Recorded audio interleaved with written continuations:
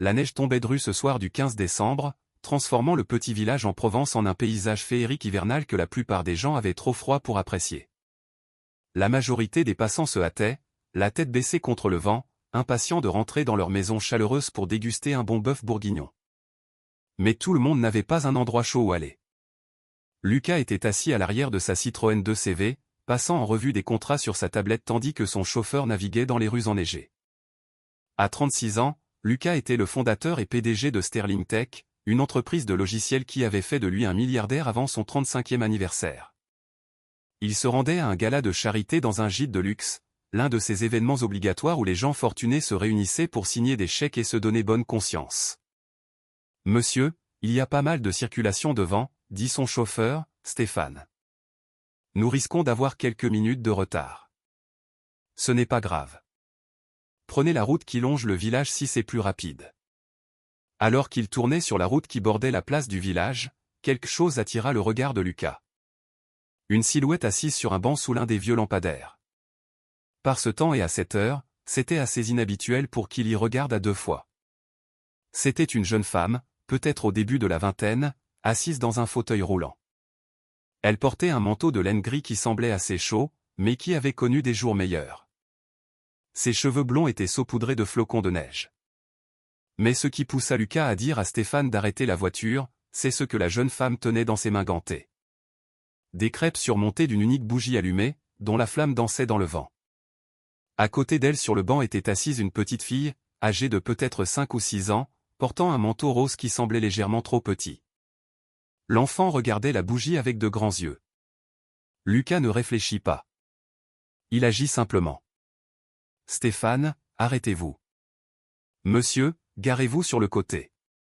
Je n'en ai que pour un instant. » Lucas sortit de la voiture dans le froid, les flocons de neige s'accrochant immédiatement à ses cheveux foncés et à son coûteux manteau noir. Il s'approcha doucement du banc, ne voulant pas les effrayer. Alors qu'il se rapprochait, il put entendre la jeune femme chanter doucement. « Joyeux anniversaire à toi.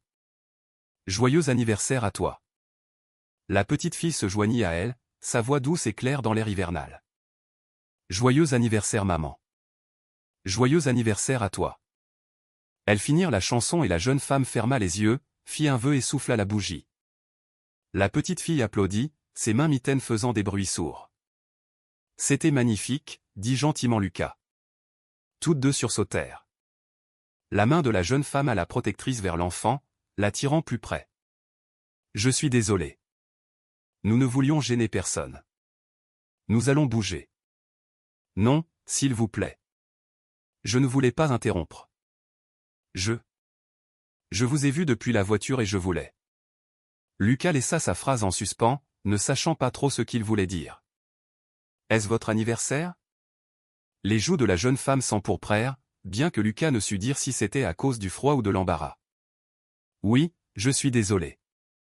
Cela doit paraître étrange. » « Pas étrange, juste. » Lucas fit un geste vers le village autour d'eux. « Pourquoi fêtez-vous cela ici dehors dans la neige ?» La jeune femme baissa les yeux vers les crêpes dans ses mains. C'était une petite portion, clairement achetée dans une boulangerie. Probablement la moins chère disponible. « C'est ici que nous vivons. Dans le village, dehors. Je veux dire, nous sommes sans abri depuis environ 3 mois maintenant. Ma fille Manon, elle a insisté pour qu'on fête mon anniversaire. Elle a économisé son argent de poche. »« Mon argent de poche en ramassant des consignes, » dit fièrement Manon. Elle ne pouvait pas avoir plus de 6 ans. « J'ai acheté des crêpes à maman à la boutique. Jean, à la boulangerie, m'a fait une réduction parce que c'est l'anniversaire de quelqu'un. » Lucas sentit quelque chose se briser dans sa poitrine. Une enfant collectant des consignes pour acheter des crêpes d'anniversaire à sa mère. Une mère célébrant dans un parc glacial parce qu'elle n'avait nulle part ailleurs où aller. « Comment vous appelez-vous » demanda Lucas en s'asseyant sur le banc à côté d'elle, ne se souciant pas de son costume coûteux ou de la neige. « Je suis Chloé. Voici ma fille Manon. Je suis Lucas. Enchanté de vous rencontrer toutes les deux. Chloé, si cela ne vous dérange pas que je demande, comment avez-vous fini ici ?» Chloé le regarda attentivement, comme si elle décidait si elle pouvait lui faire confiance. Finalement, elle parla. « J'ai eu un accident de voiture il y a 2 ans. Cela m'a laissé paralysé à partir de la taille. Je travaillais comme infirmière, mais je ne pouvais plus continuer après l'accident. J'avais quelques économies et j'ai reçu un petit règlement, mais les factures médicales et la thérapie ont tout englouti rapidement. Mon mari n'a pas pu gérer la situation et est parti. Nous nous sommes débrouillés un moment dans un petit appartement, mais je ne pouvais pas suivre le loyer tout en m'occupant de Manon et en gérant mon handicap.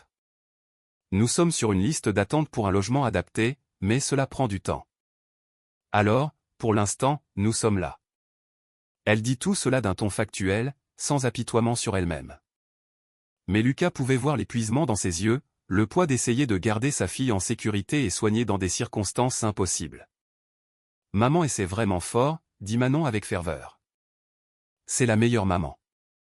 Même si on vit dehors, elle s'assure que je vais à l'école tous les jours, elle me lit des histoires et elle m'apprend des choses.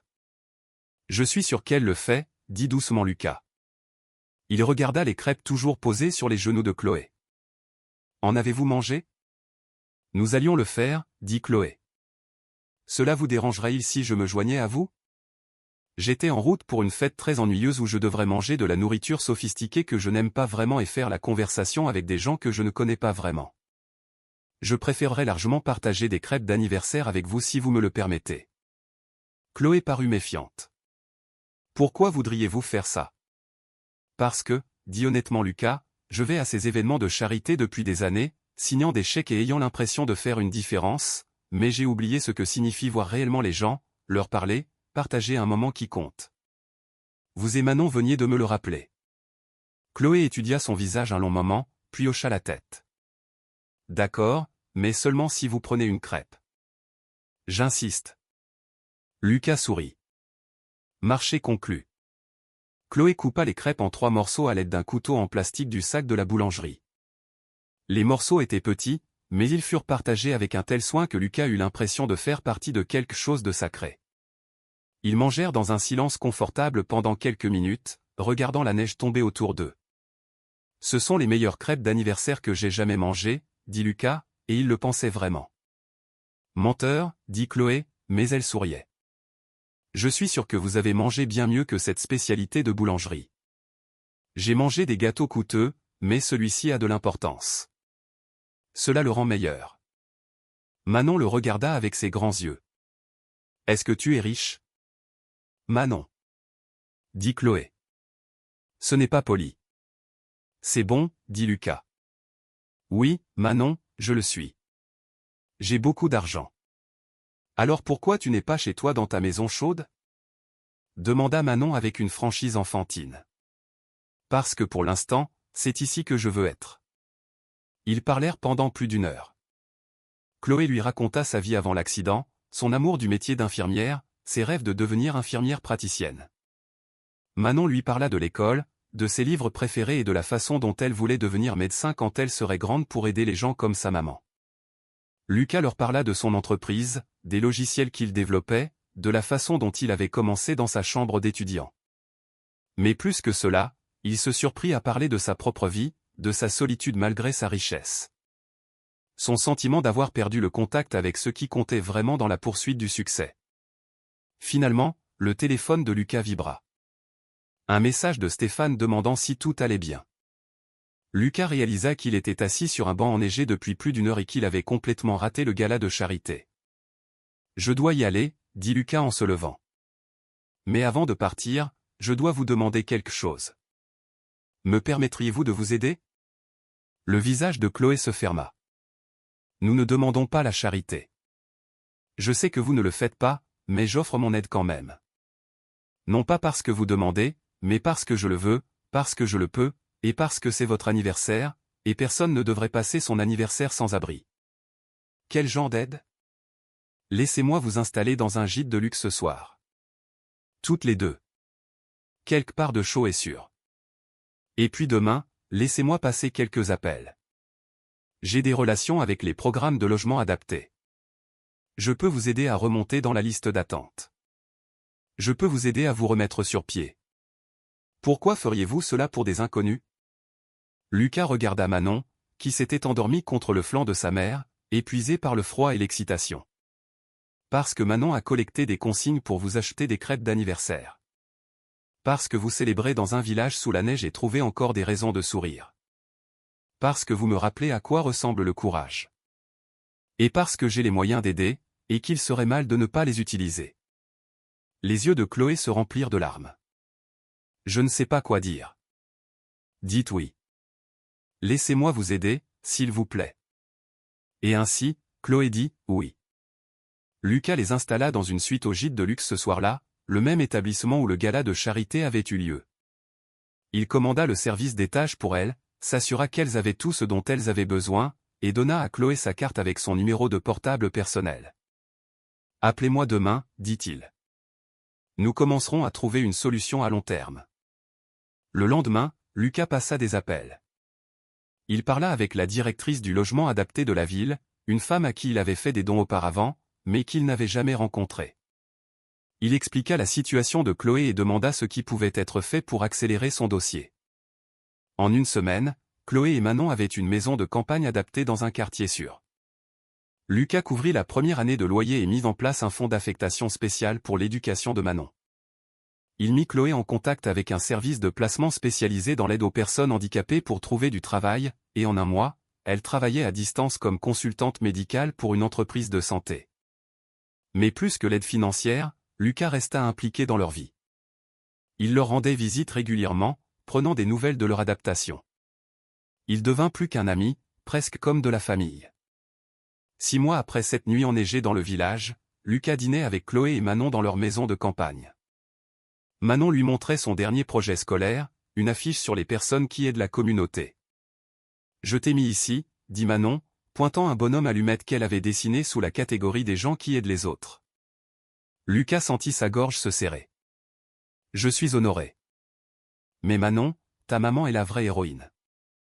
Elle t'a gardé en sécurité et aimé même quand les choses étaient vraiment difficiles. » « Je sais, » dit Manon sérieusement.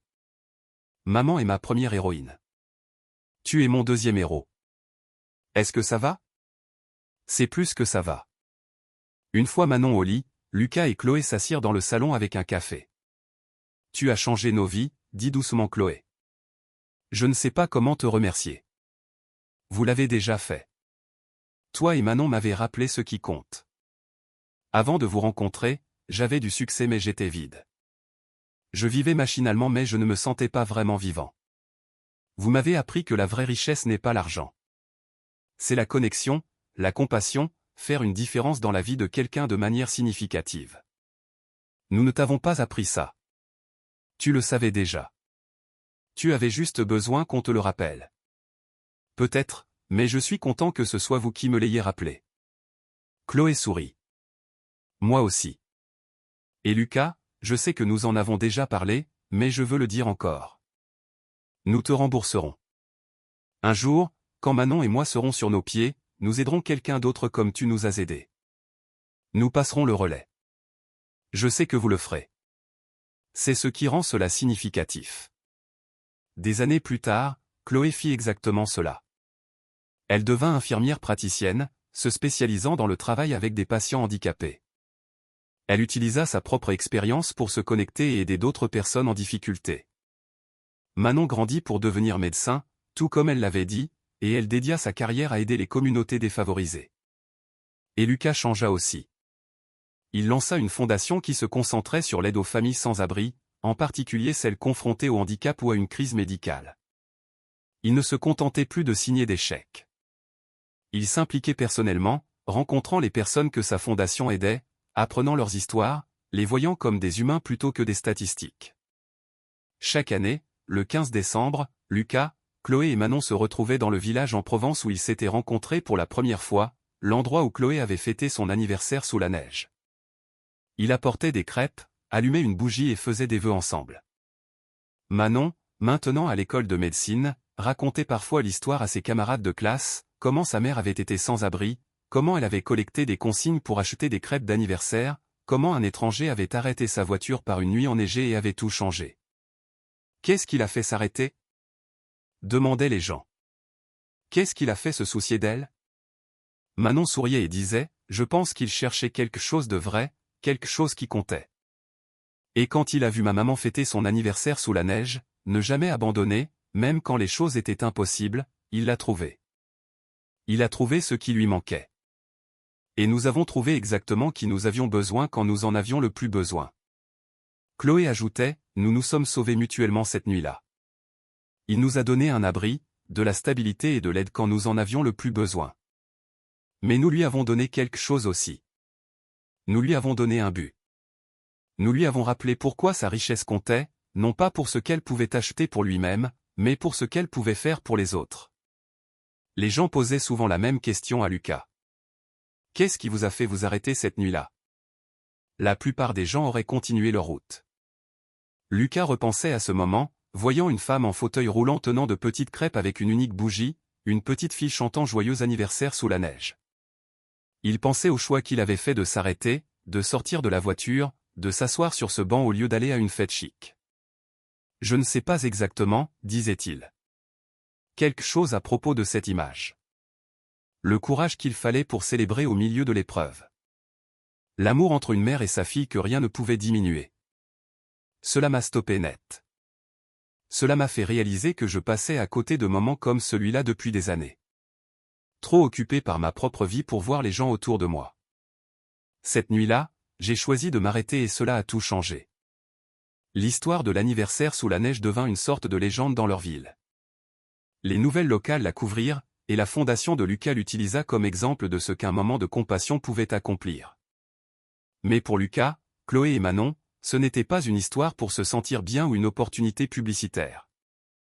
C'était simplement la nuit où leur vie s'était croisée exactement de la bonne manière, au moment précis où il le fallait. C'était la nuit où un milliardaire apprit que la richesse ne signifie rien si on ne l'utilise pas pour aider les autres. La nuit où une mère sans abri apprit que demander de l'aide n'est pas une faiblesse mais du courage. La nuit où une petite fille apprit que la gentillesse existe dans le monde, même dans les moments les plus sombres. Et tout a commencé avec de simples crêpes, une unique bougie et un vœu d'anniversaire fait sous la neige. Parfois, les moments les plus importants de la vie ne sont pas ceux que nous planifions. Ce sont ceux où nous choisissons de nous arrêter, de voir, de nous soucier, d'agir. Ce sont les moments où nous nous rappelons que nous sommes tous connectés, que nous comptons tous, que nous méritons tous dignité et compassion. Cette nuit de décembre enneigée, 3 personnes ont trouvé ce qui leur manquait. Et en se trouvant les uns les autres, ils ont tous trouvé leur chemin vers la maison.